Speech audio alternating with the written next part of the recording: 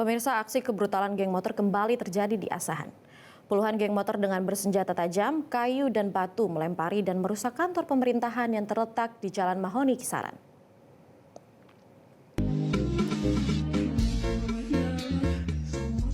Dalam video amatir terlihat puluhan geng motor melintas di Jalan Mahoni dan masuk ke dalam dengan melompati pagar. Mereka merusak dan melempari kaca kantor BKKBN dengan batu dan kayu.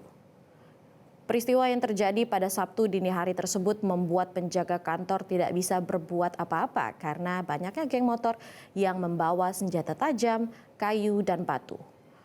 Setelah merusak kantor BKKBN, kelompok geng motor ini pun melakukan konvoi ke arah pusat kota Kisaran. Muhammad Arsyad, Sekretaris Dinas BKKBN, membenarkan kejadian pengerusakan tersebut.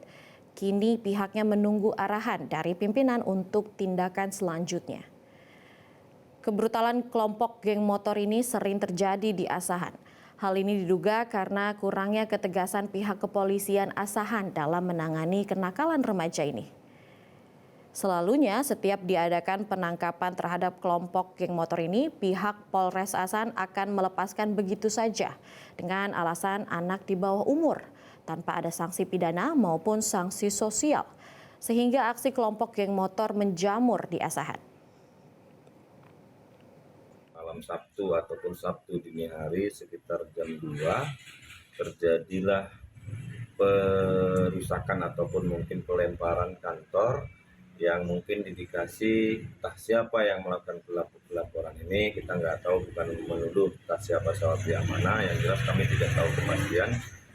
Terjadilah pelemparan mengakibatkan 2 kaca naku. Jelajahi cara baru mendapatkan informasi. Download Metro TV Extend sekarang.